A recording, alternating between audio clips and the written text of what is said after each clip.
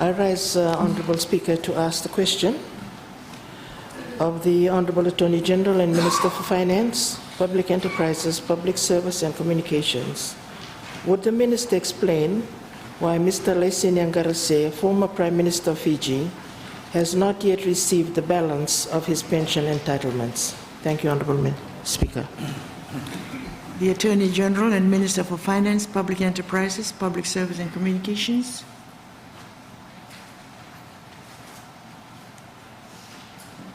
Thank you, Madam Speaker. Madam Speaker, before I answer the question, which is in fact the affirmative, I'd like to state what the law is regarding the payment of ex-Prime Minister's pension. All ex-Prime Ministers of the Republic of Fiji under Section 4 of the Prime Minister's Pension Act 1994 shall be paid in accordance with the following formula. Where a Prime Minister has held office for not more than 2 years, 20% of salary payable upon retirement. Where he or she has held office for more than 2 years, 20% of salary payable in respect of the first 2 years. Thereafter, an additional 10% for each succeeding year for 3 years. And where he has held that office for more than 5 years, for each completed year of service after the first 5 years, an additional 5% of salary up to a maximum of 75% of salary. Madam Speaker, all ex-Prime Ministers are also entitled to other benefits under Section 9 of the Act. These include, if they have completed 5 years, provision for the installation, connection, maintenance and rental of a telephone in any private residence of his, as the law states, and to meet the cost of all charges in respect of local calls originating from such telephone. 2, provision for a ministerial type vehicle and a driver, including free travel on scheduled trips of government ships. 3, medical treatment, hospitalization, drugs and all other hospital services locally, provided that where local specialist treatment and medical treatment overseas, including the cost of treatment, accommodation, air travels are necessary, such expenditure may be incurred at the discretion of the Prime Minister. 4, the provision of an annual budgetary allocation of an amount of $30,000 per annum and subject to periodic adjustments to enable the person in receipt of a pension to hire personal staff as required. And 5, provision of security protection at the discretion of the Prime Minister. Madam Speaker, the Honourable Leader and I, Leader of Opposition and I have had this discussion previously on 2 occasions. As recently I mentioned to her, there is no outstanding balance owed on the pension. The arrears from December 2006 right up till 18 December of an amount of $583,263.64, which included gratuity, was paid to Mr. Qarase on 18 December 2014 of last year. Furthermore, he is currently receiving a fortnightly pension of $2,443.78.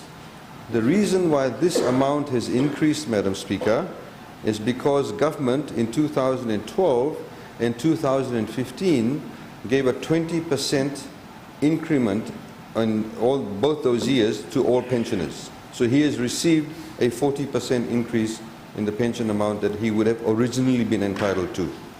The latest fortnightly pension payment was made on the 12th of May, which is last week, totaling $2,443.78. Madam Speaker, I have the calculations here.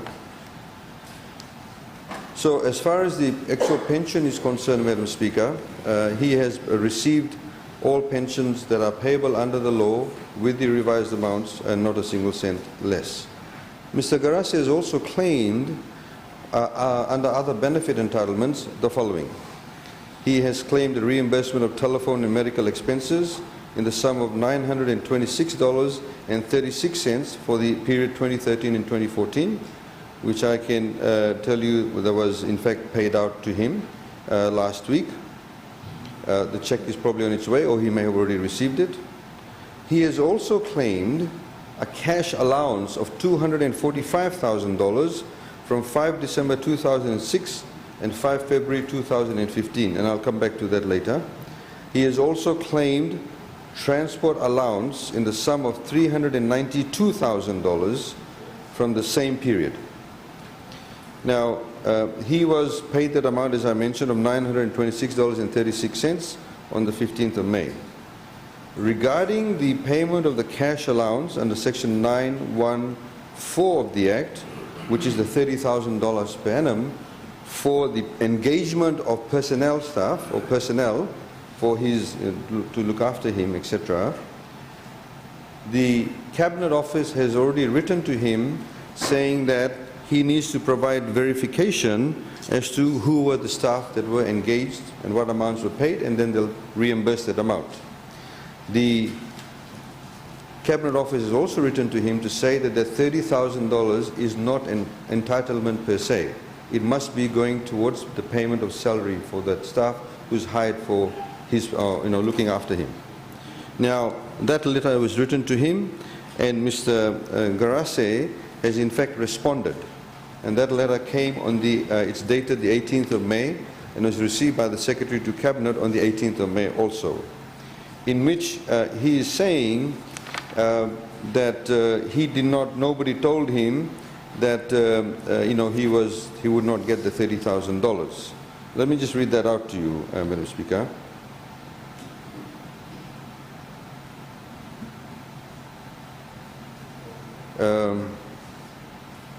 To assist in the review of my claim, I confirm that 6 December 2006, I have engaged several individuals as personnel staff, 2 women, 1 handyman, and at times more than 3 individuals as necessary. They were paid allowances for the services, but there was no documentation as mentioned above. In addition, all secretarial services have been provided via computer, typing, photocopying agencies. My grandchildren provided computer and internet services via my personal computer. Again, my payments for these services were not documented. So that is the response he's given in respect of the allowances. Now, there's also the issue, the amount of money that he's claiming regarding the motor vehicle, because he was in fact was not given the motor vehicle. We accept that in that period of time. Now, he has claimed an amount of $275,000 for the non-provision of the motor vehicle. What we have suggested to Mr. Qarase is to say to him, look, why don't, because the law does not provide, yes, the law said you need to provide the motor vehicle, it was not provided, and the fact now is that he wants to claim for that amount. He's claiming about $245,000 for that. So what we are saying to him, in order to ensure that the Auditor General does not pick up on this, the best way to go for it in terms of fixing up the past is, why don't you provide us with the mileage as government does. Normally when you make a mileage claim, you provide the size of the vehicle, you provide the mileage, and then based on that, then we can make the payments to him.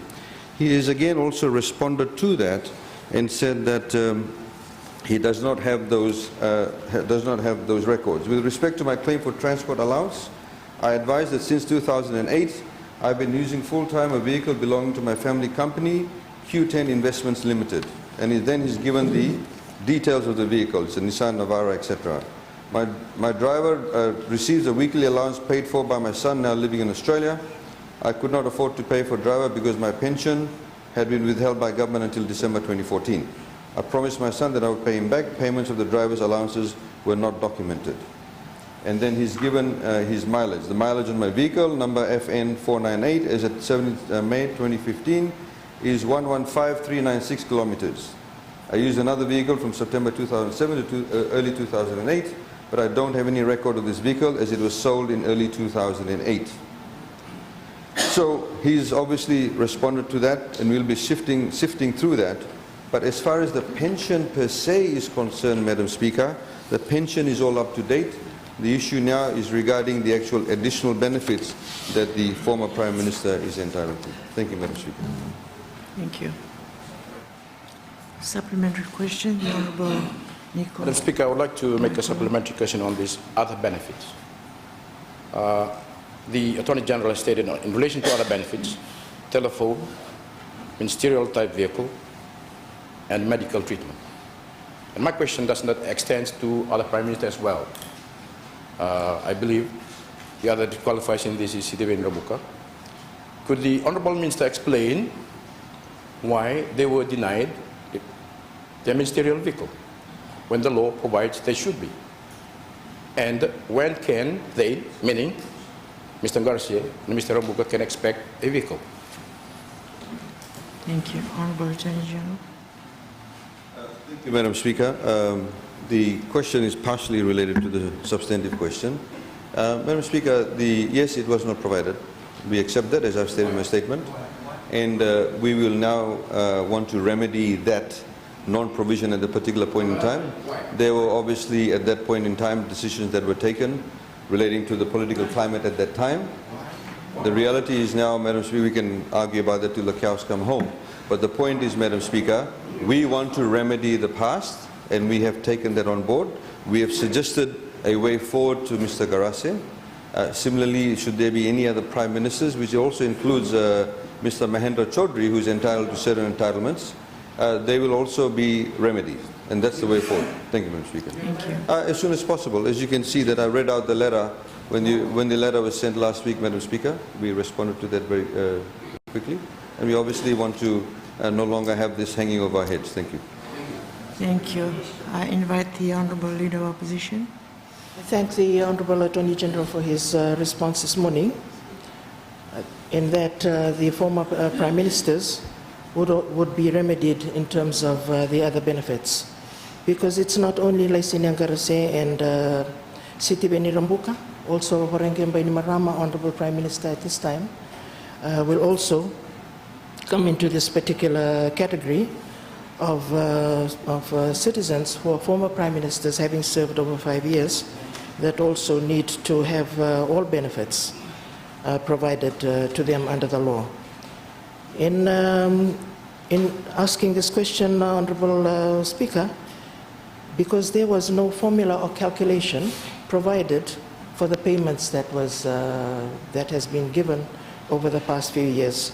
So I'm happy that the Honourable Attorney General has provided that this morning, and also that the vehicles will be provided to the former Prime Ministers, because with a ministerial vehicle, all maintenance, running costs, the fuel will all be borne by government under their entitlements.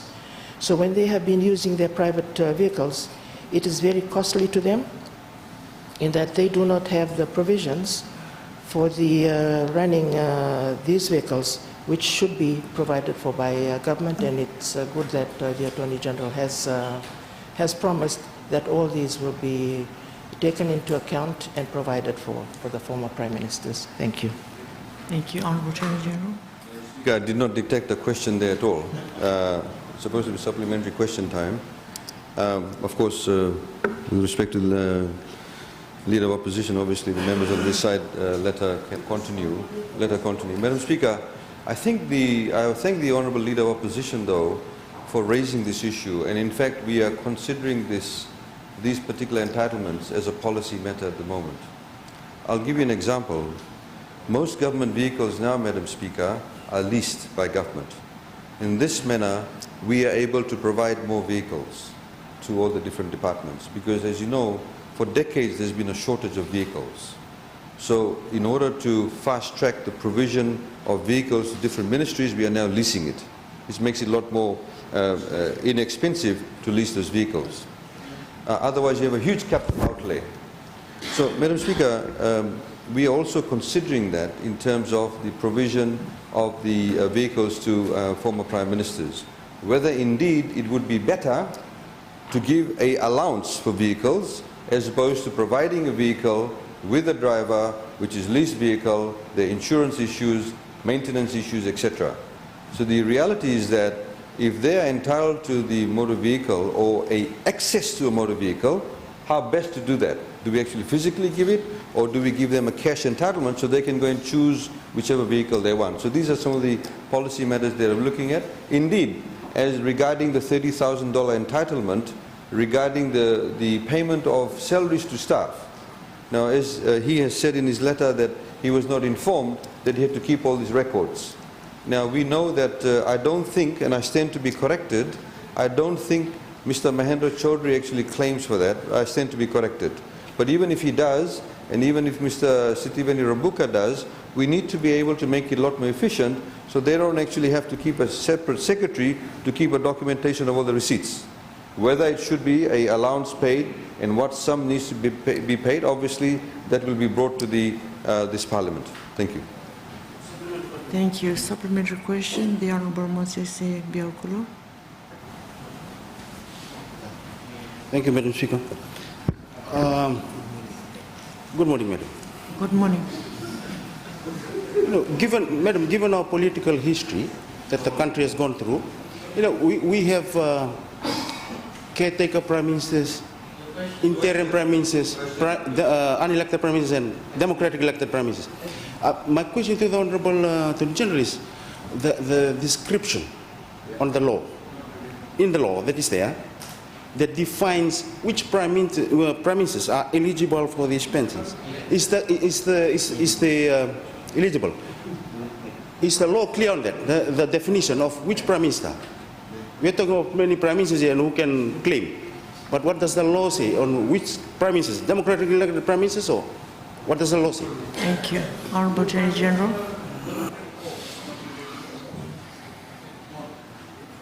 I have the law here, and I'll quote accurately. I'll quote accurately. Madam Speaker, Section 4 of this 1994 Act says, the Prime Minister's pension under this Act shall be payable in accordance with the following formula. Where a Prime Minister has held office. Has held office. The office of Prime Minister. Madam Speaker, I'm answering the question. It says, where a Prime Minister has held office. And that's the entitlements. It'd be interesting to see, it would be interesting to see whether Mr. Sitiveni Rambuka's pension that's been claimed precedes 1992. We'll need to find that out. But obviously these matters aren't related to the substantive question. Thank you. Thank you. And lastly, I invite the Honourable Semesa Karawaki to ask his supplementary question. Thank you, Madam Speaker. Question to the Honourable Attorney General.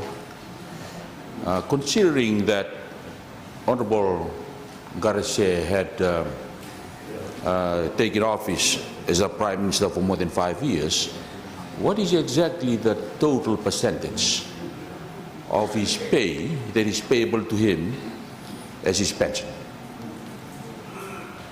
Thank you. Honourable Attorney General. Thank you. Sorry, I think the Honourable Bhiman Prasad is feeling very elated because he just informed me across the floor that Mr. Sitiveni Rambuka was not Prime Minister before 1992, so his history of political Prime Ministership is a lot better than mine. Madam Speaker, Madam Speaker, he keeps tabs on these things. Madam Speaker, I refer the Honourable Member to Section 4 of the particular law in question, and it says, I'll read it out to you again, Honourable Member. The formula is this. The Prime Minister's pension under this Act shall be payable in accordance with the following formula. A, where a Prime Minister has held office for not more than 2 years, 20% of the salary payable upon retirement. Where he has held office for more than 2 years, 1, 20% of salary payable in respect of the first 2 years, 2, thereafter an additional 10% for each succeeding year for 3 years, and 3, where he has held that office for more than 5 years, for each completed year of service after the first 5 years, an additional 5% of salary up to a maximum of 75% of salary. Of course, then that amount, in Mr. Qarase's case, I can tell you the pension amount came up to $1,697.07. Then there was an additional 20% increase given in 2012 that added $339.41. Then there was an additional 20% in 2015, which gave him an additional $407.30, which was calculated on the amount of $2,036.48. So his fortnightly pension now is $2,443.78. So Mr. Qarase approximately gets $4,900 a month in pension. Thank you. I think the question has been adequately answered.